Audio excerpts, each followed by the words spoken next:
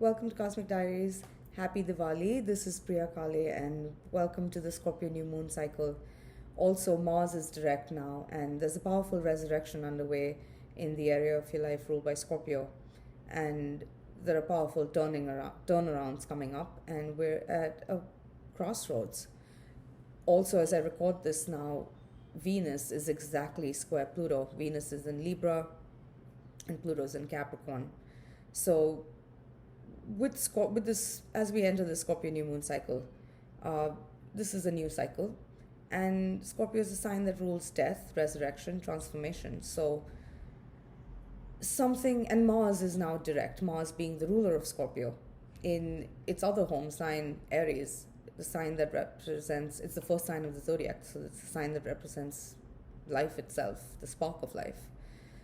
So there's a sense now that something is resurrecting in the ashes of the past, and Mars being direct now, Mars is back at the degree in the sky it was at the end of July, and as it moves forward over the next, now and through the end of the year until the first week of January, it will retrace its steps for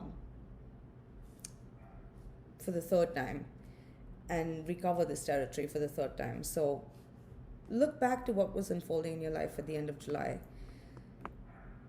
when Mars entered shadow. From then on until the 9th of September, as Mars moved direct, we were in the, as I described it in one of my posts, this is a marathon, and now we're at the third leg of this marathon.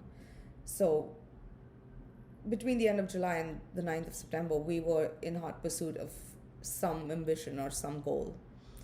But then Mars stationed retrograde on the 9th of September, and since then there's been a slow and perhaps steady deterioration of circumstances or breakdown of circumstances, or at least a deeper understanding of where things stand and what you want in something, and what your fears are and what your desires are, and where perhaps you feel wounded and where you still need to heal.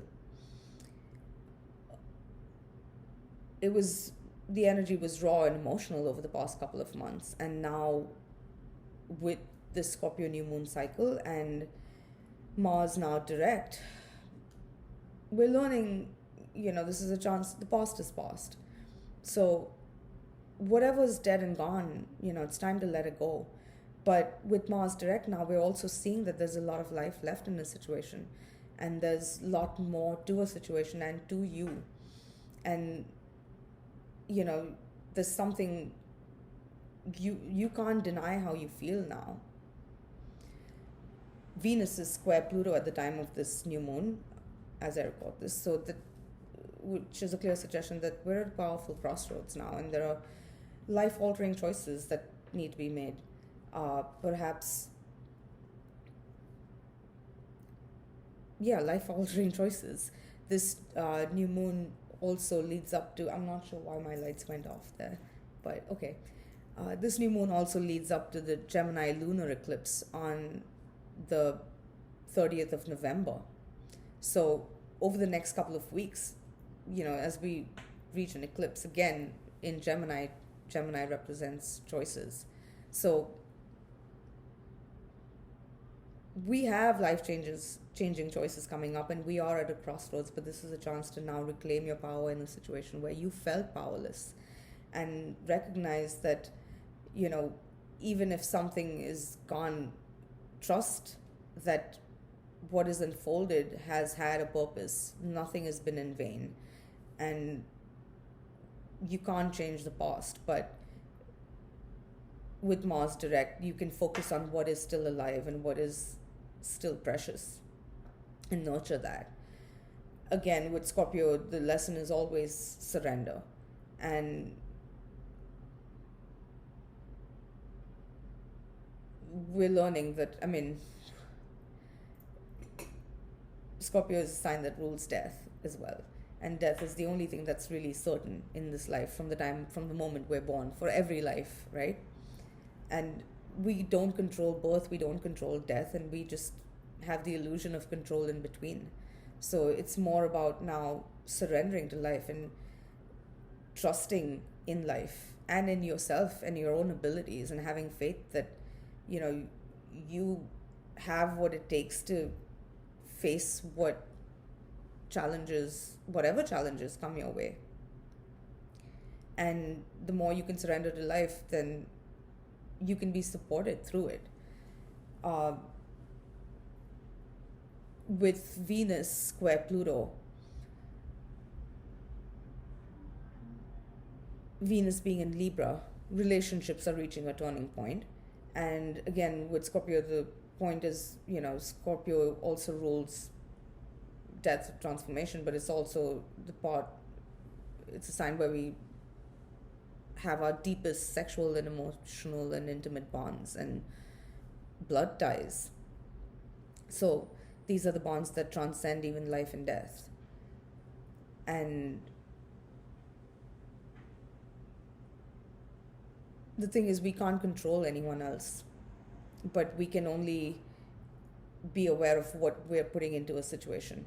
With Mars direct now, again, this is about self-awareness. You've learned what you want, but it's important that you let go of pain, resentment, and anger and any heavier emotions now, and be willing to be that force of change, because then, change can only come from inside out, and then that change can ripple out into your world. So you can't control anyone else or how someone else feels, but you can be conscious of what you're putting into a situation rather than, reacting to situations and circumstances. Over the next 2 weeks, yes, as we move to the Gemini full moon and lunar eclipse, this is also bringing us to a progression of events that first began to unfold at the time of the last eclipses, which was in June. So on the world stage, on the 5th of June was the first lunar eclipse in Sagittarius, which began this series of Gemini Sagittarius eclipses. And that's when we saw the Black Lives Matter movement gather momentum, and hopefully we'll see progress on that front without more violence.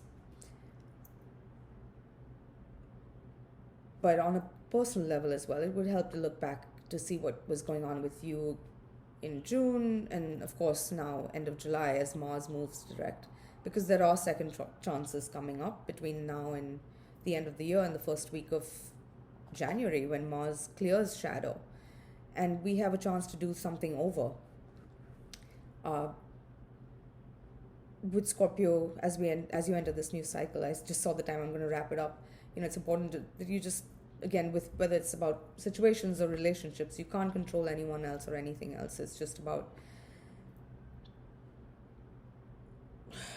paying attention to what you put in, and it's okay to ask for what you want, but just let go of expectations or attachment to where something comes from, and then pay attention to who shows up. So I'll stop there for now, but it's time to embody your awareness, your newfound self-awareness, and now move ahead with self-awareness. And you can find a way to turn something around and rebuild on solid foundations. So I'll stop there for now, but I'm getting into the energy of the new moon in depth in my new moon report newsletter. Sorry, I'm gonna sneeze, which I'll send out tomorrow on Monday. So do sign up for that at cosmicdiaries.com, or email me at priya@cosmicdiaries.com to schedule a consultation. And I'll be back with you with more. I'll probably be back tomorrow, but there's a lot going on in the next couple of weeks, and I am writing my annual horoscope. But I'll be back soon, tomorrow hopefully. Thanks for watching. Bye for now.